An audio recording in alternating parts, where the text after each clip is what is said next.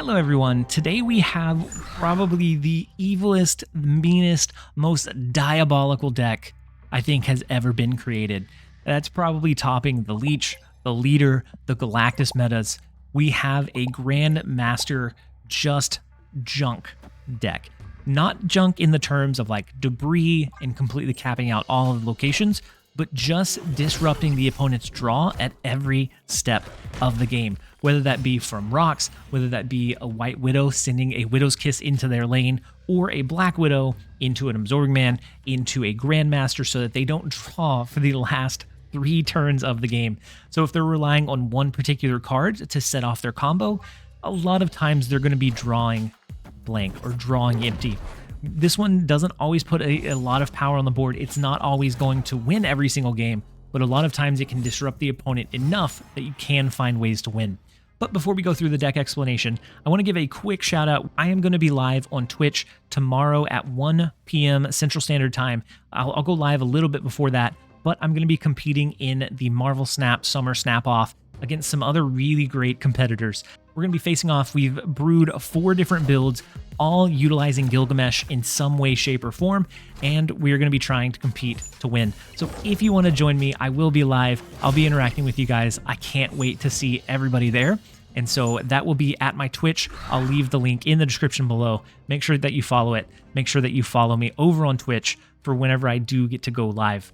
But as far as this deck explanation, like I said, it is the most evil deck. We have a lot of just disruption, a lot of disruptive lines, and then we have some sneaky lines as well that you may not typically see. So we have, on a last turn, if we've saved our Grandmaster, we can always do a Shang-Chi into a Grandmaster to hit 2 locations. I know that a lot of decks have kind of been surfacing where they want to spread 10 plus power cards across the board so that you can't Shang-Chi every lane, but we can Shang-Chi too. We have Shadow King into an Absorbing Man, Shadow King into Grandmaster to Shadow King 2 locations, but most likely we're going to be using the Grandmaster and the Absorbing Man for disruption in most games. Something like the Black Widow is one of my personal favorite lines. There was a weird, way back in beta, there was a weird wave into Black Widow, into Odin, into Arnim Zola line that essentially did what this does, but it was much more clunky. You didn't have a great game ender, and it was very hard to get the combo off. This one does that combo much more consistently, and it has other options. So if you don't draw Black Widow, you're not drawing dead. You can always hit the Rock Slide, send a lot of rocks into their deck.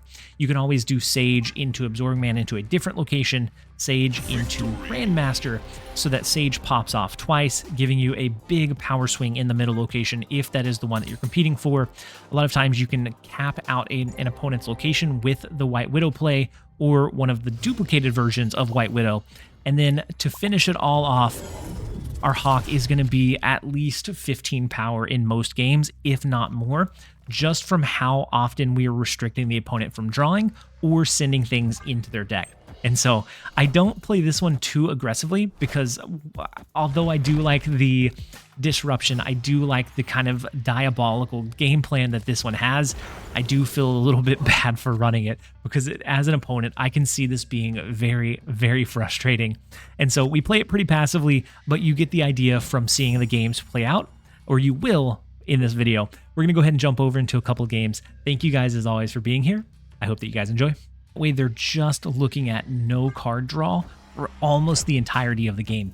And they do have Invisible Woman, and they have a duplicate of the Invisible Woman.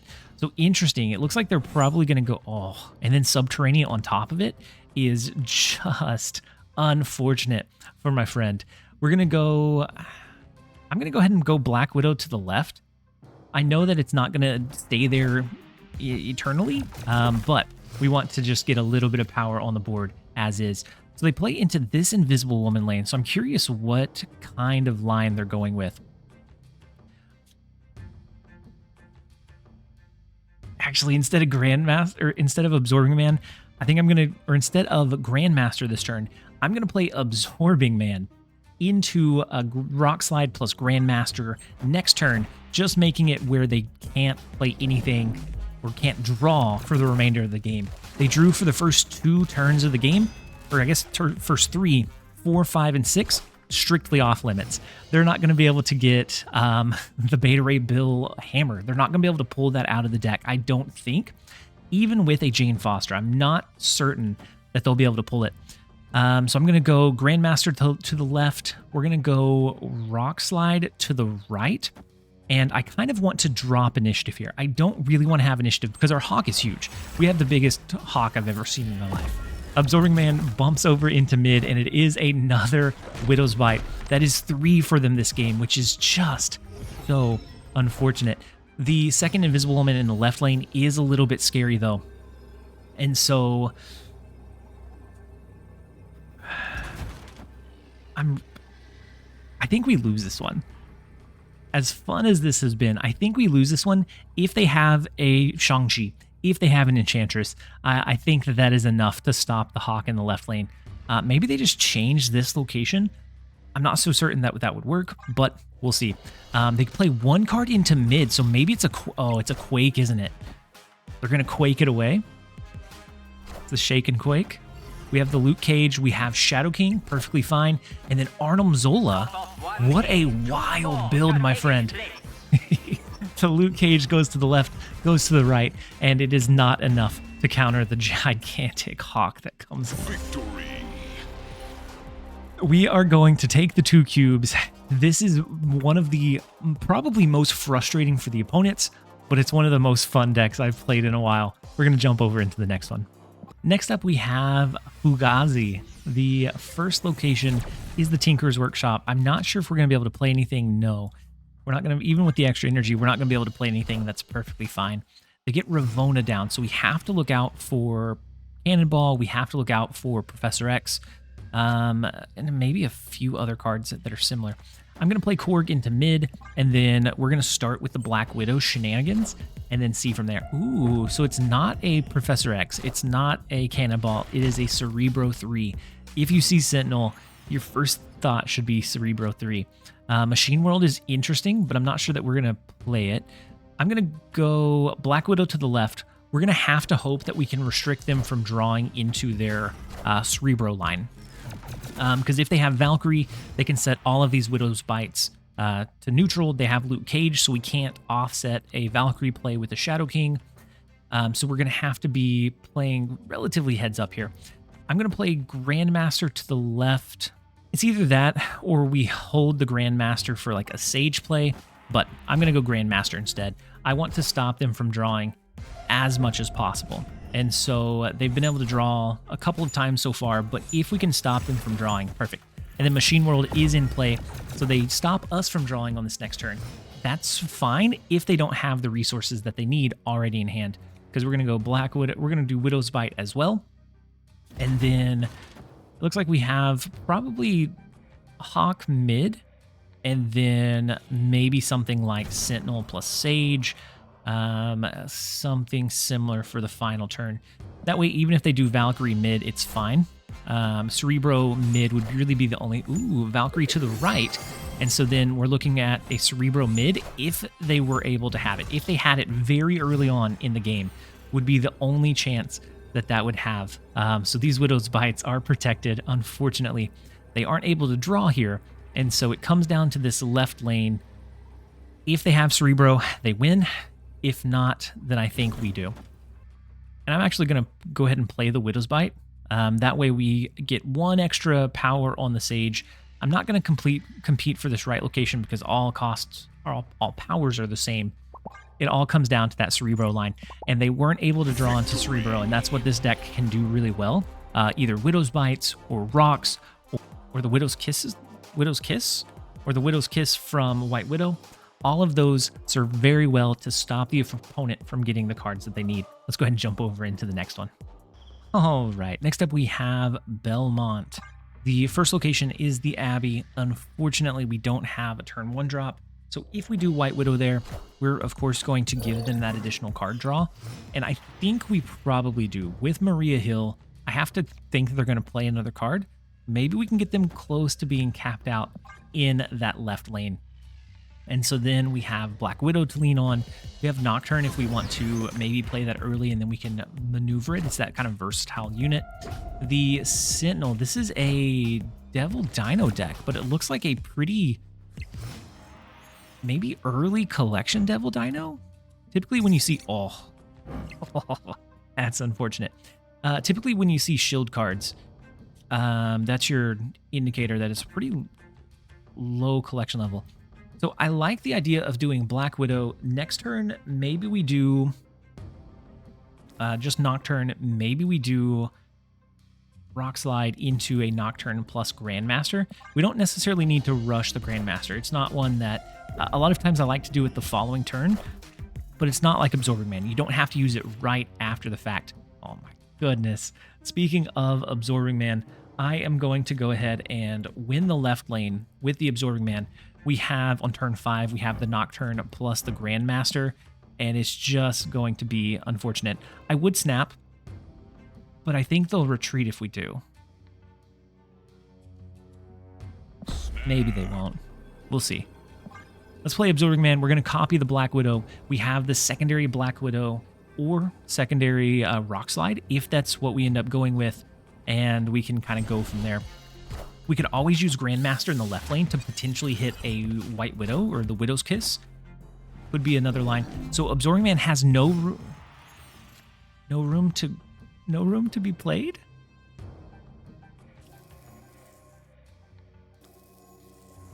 What? All right, I'm gonna go Grandmaster to the left. Maybe it sends a Widow's Kiss here and blocks that some of that spacing. Maybe it sends them a Widow's Bite. If they decide to play it, they might not. If they have the cards that they think they need. Oh, they did get a copy of... Did they get a copy of our Hawk? That looks like... Oh, yeah, from the White Queen. And so they weren't able to draw, courtesy of the Absorbing Man. We could do Nocturne into Hawk to the right. Maybe I should have used Grandmaster to the right. In retrospect, that probably would have been better. Because at 4, 5, 6, 7, it would have let us continue winning this lane, and then we would have only had to flip one location. So unfortunately, we didn't go with that. They have initiative, so would it ever be as simple as this? I assume that they have a Devil Dino.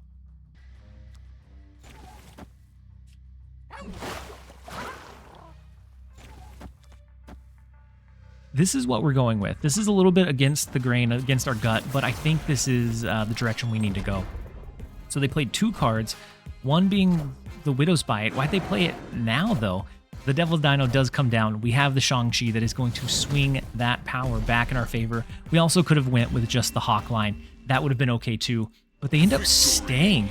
Very, very interesting. We will gladly take the 4 where we can from the absolute monstrous deck. I can't believe they weren't playing the Widow's Bites when they got them. If they play them out, then they get into a lot of trouble really quickly with how much it can kind of duplicate. But we will take the 4 where we can. Let's jump over into the next one. All right, next up we have Mr. Sir. The first location is Monster Island. We do have Korg. I'm going to go ahead and play it into the middle location. I like to get it away from the Grandmaster. That way we don't have to worry about what lane we play our other ones in, as long as we play it to the left or to the right.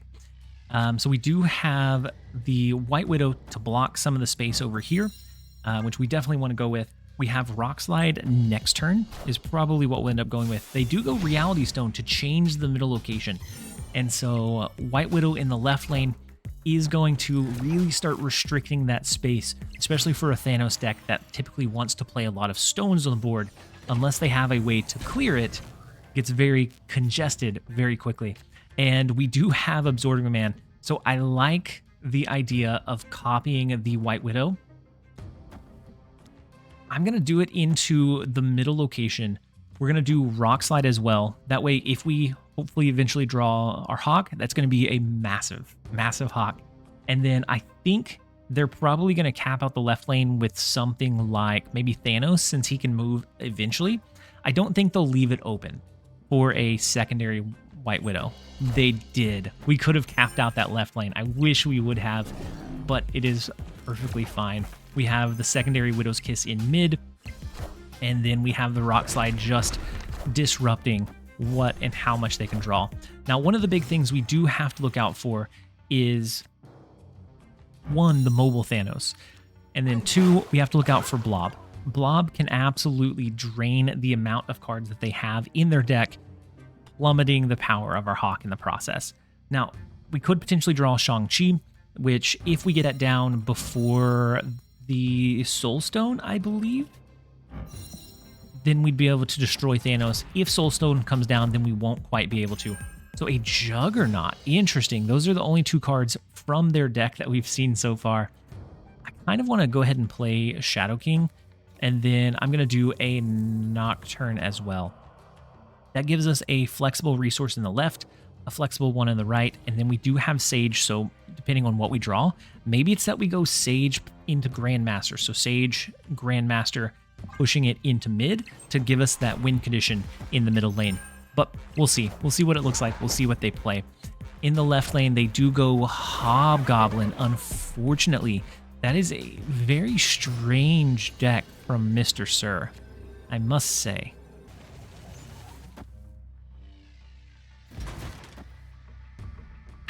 I'm going to go with this. I am pretty certain that they'll fight for the middle location, so maybe a Blob.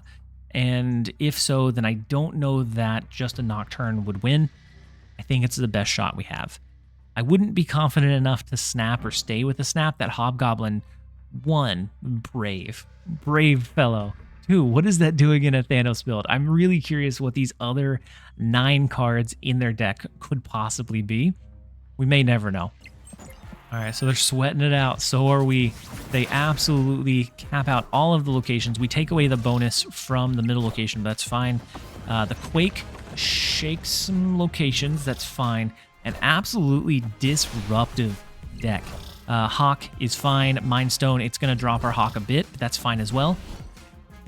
Ooh, that was awfully close. I think we win that one by 2, right? They win by 9. We win by 11. Very close. With the card draw from the stones coming in at the last second, dropping the Hawk. Very, very close. We will gladly take the 2 where we can. Let's go ahead and jump over into the next one. All right, next up we have Duplicus. The first location is the Sanctum Sanctorum. So something like Jeff or Nocturne could prove very valuable there. And also, board space becomes much, much more important. And things like Black Widow, Absorbing Man, White Widow can really hamstring that potential. I'm not even going to mess around with a potential Red Guardian. I'm going to play Jeff directly into the Sanctorum to know that that is our intended location for him. The right lane ends up being a Mindscape, which I'm not a fan of. Let's go ahead and play Black Widow to the right. I'm going to play Black Widow into mid. I intend to do Absorbing Man to copy Black Widow on this next turn, so if we get Grandmaster and we want to use him, that would be in the right location. Now, we do have Nocturne, so maybe we don't go with the Absorbing Man line. Maybe it's more of a Nocturne into Korg, and then we can move the Nocturne over. We won't be able to do any Black Widow shenanigans, but what we could do would be maybe move Jeff over into like a Sage, allowing us to do a turn, maybe a turn 6 Absorbing Man to copy the Sage ability. That way we can get some really big cards on the board. Now, I'm not going to move Jeff. I'm going to leave him over there. We would move Nocturne. We would play Sage. They have Kitty Pryde. They have Angela, and they have Beast, but they didn't play their Widow's Bite, right? Why are people not playing their Widow's Bites? I don't understand. I'm going to move Nocturne over. We're going to play a White Widow here, and then we're going to play Sage as well. So maybe they didn't want to draw additional resources in case we were not going to change Mindscape. That way they would send us a hand of just the Widow's Bite. That could potentially be what they were wanting to do. But I like the Widow's Bite into the White Widow into mid. I don't think they'll cap out all of the locations, and that could be exactly what we need to really shake up the game and really restrict how much space they have. We'll see if they ended up playing the Widow's Bite now that they assume no. Okay. So Iron Man comes down. The Widow's Kiss in mid is really restrictive, and so they are going to have to play an additional card there. They're going to have to play something into that location, and we do have... We have Absorbing Man and Grandmaster. How heavily do you think they go mid? I think they just play something like Kitty Pryde. Is it worth it to do this? We could potentially go way over the top of what they play. Nah, I'm a chicken. I'm gonna do this. No, just for flair, we're gonna push Grandmaster out there. I'm gonna do Absorbing Man to the right. We're not gonna mess with the potential of them going really heavy into mid. That will work. We put them in a really restrictive position. I understand why one turn they didn't play the Widow's Bite. The second one, that one is on them. We will gladly take the win where we can. Let's go ahead and jump over into the next one. All right, next up we have Seat. Next up we have Gilgamesh. The first location is the sewer system. We have Black Widow and Absorbing Man. Beautiful combination. Necrotia, wow. Sewer system, Necrotia. What an awful set of lanes. I'm going to play Korg into the right location, which is probably going to be the one that's -3. Would be kind of cool if they were all in order, honestly. I don't know that I've ever seen all three on the board at the same time. Olympia. So we draw additional cards here. We could... I think we're going to go first. How much do we want them to not draw versus how much disruption we want to add to their hand? I kind of like the idea of the Black Widow, the Absorbing Man. We have the Rock Slide. We could also do White Widow into Absorbing Man into Grandmaster, or White Widow into Grandmaster next turn. But I guess it depends on how many cards they play this time around. We'll see.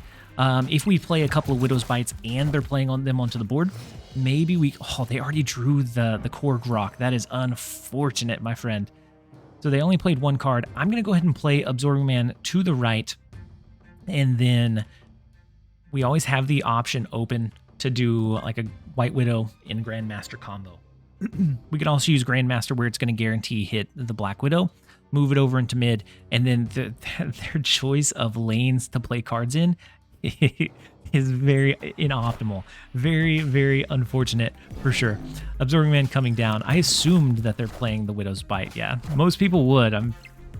Ooh, they're discarding their Widow's Bite. I'm not sure if they wanted to or not. We lost our Grandmaster, unfortunately. So no more Grandmaster for us.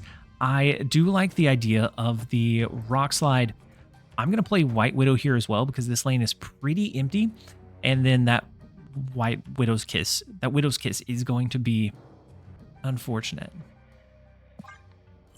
We have the option to do Sage next turn, or like a Sage and a Nocturne, but we also have Hawk. Hawk is going to be potentially the game swing, the game winner. So they have Blade that takes out their Magneto, Jubilee, hopefully pulling a rock here, pulling a dud, as it always does when the rocks are in the deck. We don't have anything to aim for with Shang-Chi, so we're not going to go that line. We have these two lanes already locked in place, so I think we're just going to do a Hawk to the left and call it good. If they get something like Hela, if they by chance had Hela, then they might be able to get us, depending on where it goes. Wow, they did have Hela in hand. So the Widow's Bite, the Magneto pulling a couple of cards over. Is it enough? It is. It is enough to still beat the Magneto because of the negative Widow's Kiss, the negative Widow's Bite that's stacked in that same location. The very unfortunate set of cards with the Silver Samurai discarding the Widow's Bite came back to bite them in the end. We will take the 2, and that is where I'm going to go ahead and end the video. I didn't play these aggressively because although I enjoy the disruption, the kind of mean deck that this is, I don't necessarily like to aggravate the opponent all that much. And so I find this fun, but I can understand from the opponent's side that it can be very frustrating. So we played it very passively. We didn't snap a whole lot, and I am perfectly fine with that. A lot of times you can capitalize on games where you have a big setup where you're going to disrupt their draw very, very drastically to get an early 2 or potentially 4 cubes, but you are going to face a lot of retreats very often with this build. We're going to go ahead and end the video here. Thank you guys as always for being here. And once again, just a reminder, join me tomorrow on Twitch for the Marvel Snap Summer Snap Off. We will be live competing against all of the other great competitors that we have, and hopefully we can take home the win. As always, this has been TLSG. Later, guys.